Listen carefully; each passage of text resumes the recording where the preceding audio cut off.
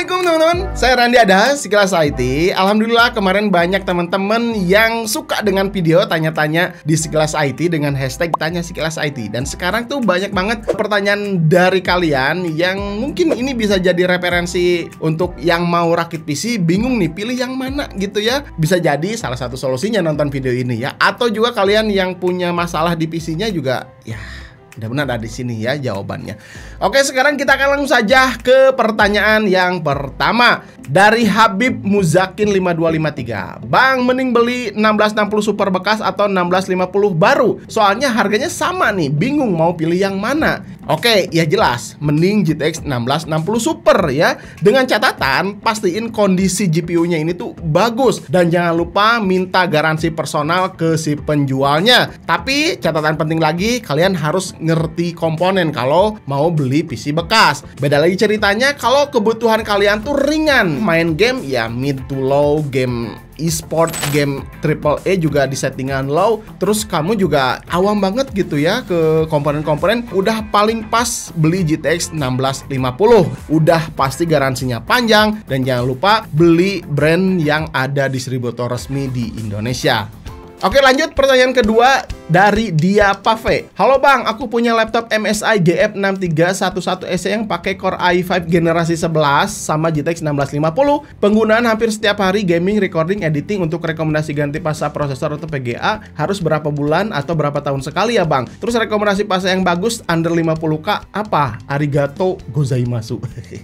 Oke, kalau untuk laptop ya dipakai main game, apalagi ini laptop game, jangan terlalu mentingin pasanya harus diganti berapa tahun sekali ya. 1 tahun, 2 tahun, bahkan 3 tahun juga kayaknya pasta oke-oke aja gitu. Yang penting tuh di sini, yang kalian punya laptop harus sering bersihin ventilasi si laptop, ventilasi airflow-nya. Itu yang pertama, sering dibersihin. Terus yang keduanya, bersihin fan ya. Fan yang ada di dalam untuk mendinginkan prosesor atau GPU-nya tuh sering dibersihin. Karena itu dua yang menjadi masalah besar kalau misalkan si PC tiba-tiba mati sendiri atau tiba-tiba jadi panas. Ya kemungkinan ventilasinya banyak debunya. Si fan-nya, fan untuk mendinginkan prosesor GPU tuh udah banyak debunya, ya otomatis si laptopnya tuh bakalan jadi panas gitu.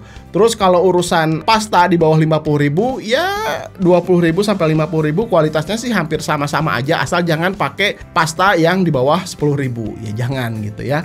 Pertanyaan ketiga datang dari Joki MMR 6591 ya. Bang, mohon dijawab, PC saya kok di sleep nggak mati CPU-nya, yang mati cuman monitornya. Itu masalahnya apa ya?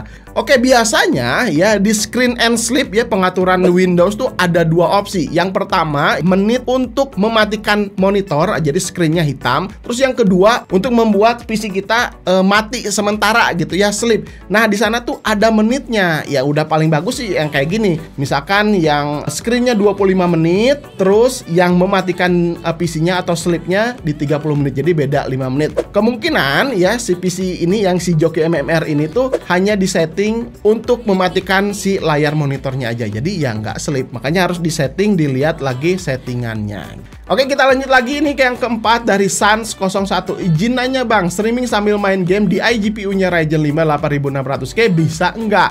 Oke, bisa banget. Tapi gamenya apa dulu? Gamenya berat atau ringan? Seperti game e-sport, Dota 2, CSGO, terus PUBG itu bisa ya di resolusi 1080p low to mid itu bisa. Tapi kalau misalkan udah naik ke game-game berat seperti si Wukong, Cyberpunk 2077 ya kemungkinan bisa aja itu di 1080p, cuman presetnya di low. Atau kalau misalkan terlalu berat ya 720 piksel aja ya udah oke, udah lumayan gitu. Tapi intinya bisa, cuman ya agak maksa aja. Oke, pertanyaan selanjutnya ini dari Haji Mekeiji. Bang, semisal keperluan gaming, streaming, sama editing foto di Adobe Lightroom dan Photoshop, mending pakai PGA 4060 baru atau RX 6700 XT bekas. Spek PC-nya pakai 5600G ya, RAM 32GB, power supply-nya XPG 650W, 80 plus bronze. Oke, sebetulnya kedua aplikasi tersebut ya, Lightroom dan Photoshop ya, GPU Nvidia dan Radeon juga semuanya tuh bisa berjalan optimal, maksimal. Memang kelebihan dari Nvidia di sini tuh dia punya CUDA core, terus ada teknologi eksklusif ya dari Nvidia, seperti ada Driver Studio, terus performa AI jauh lebih oke dibandingkan si Radeon. Cuman kalau Radeon ya biasanya punya VRAM yang cukup gede ya dengan harga yang sama ya, seperti si RX 6700 XT yang punya 12 GB ya VRAM-nya. Nah, ini tuh bisa sedikit membantu untuk memanipulasi gambar di aplikasi Adobe Lightroom. Kalau dipakai main game ya tentu GPU Radeon di sini ya jauh lebih diunggulkan ya, apalagi dengan harga yang sama performa bisa menyaingi si Nvidia. Tapi nah ini nih. Sekarang tuh kan AI udah ada di aplikasi Lightroom dan Photoshop juga. Kalau kamu pakai aplikasi tersebut sering menggunakan AI, ya udah jelas pakai Nvidia tuh jauh lebih efektif. Itu jadi balik lagi ke kebutuhan kalian ya sehari-harinya pakai apa, pakai AI atau enggak gitu. Oke, lanjut lagi di sini dari Muhammad Dalzizi Nikma 9551. Tanya sekelas IT. Bang, prosesor dan PG yang setara dengan PS5 Pro apa ya? Oke, PS5 Pro tuh pakai Ryzen Zen 2 ya kalau nggak salah, punya 8 core, 16 thread, terus speednya 3,4 GHz, RAM-nya 16 GB dengan speed 4400-an ya. Terus SSD-nya 1 tera atau 2 tera ya kalau nggak salah. Yang pasti tuh si speednya antara 5500 MB/s. Terus untuk GPU-nya ya PS5 Pro itu masih menggunakan RDNA 2 dengan 36 CU atau 10,3 teraflop. Kalau kita bandingkan dengan rakitan PC, kemungkinan 8 core 16 thread kita bisa pakai Ryzen 5 5600 atau Ryzen 7 5700, itu bisa lebih tinggi. Kalau Intelnya bisa Core i5 12400F ya, 6 core 12 thread itu bisa. Terus untuk memori RAM-nya DDR4 kalau pakai AMD 3600 MHz bisa. Kalau pakai Intel bisa pakai memori RAM DDR5 dengan speed 5200 MHz, itu cukup oke. Terus yang paling penting di sini GPU-nya yang mirip dengan RDNA 2 10,3 teraflops. GPU yang mirip ini bisa masuk ke RX 6700 XT, karena 6700 XT ini tuh punya 13,2 teraflops dengan PS5 Pro yang cuman punya 10 teraflops aja. Jadi oke lah, lebih tinggi sedikit ya, pakai 6700 XT aja. Terus kalau motherboard minimal B550 atau Intelnya B660 ya yang udah support PCIe 4.0, karena kan tadi ngejar kecepatan NVMe-nya supaya bisa di atas 3500 ya. Jadi harus pakai NVMe Gen 4. Kalau misalkan spek yang hampir mirip menurut saya pribadi ya, pakai Ryzen 5 5600, terus GPU-nya RX 6700 XT, RAM 16 GB, SSD 1 tera, minimal NVMe Gen 4, motherboardnya ya minimal harus udah ada PCIe 4.0. Kalau power supply 650 watt atau 700 watt itu udah lebih dari cukup.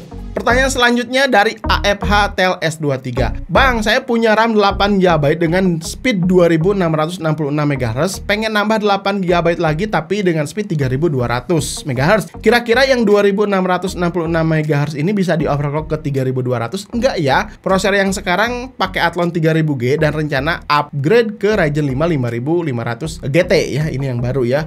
Oke, kalau misalkan menurut saya pribadi dan pengalaman ya, kalau kalian pakai memori 2 dengan speed yang berbeda, pengalaman saya sih ini tuh kadang nggak stabil kalau misalkan kita melakukan overclock. Jadi dipaksa ya, si 2666 MHz nya dipaksa naik ke 3200 MHz dengan memori RAM ada satu lagi dengan speed 3200 MHz. Jadi kadang aja ada ngehang, ada blue screen gitu ya. Walaupun ini tuh nggak sering, cuman ada aja gitu terjadi ya. Kalau saran saya sih ya mending nggak usah di overclock. Udah biarin aja default dengan speed ngikutin yang paling rendah di 2660 MHz. Itu udah paling aman ya, itu pengalaman saya pribadi ya.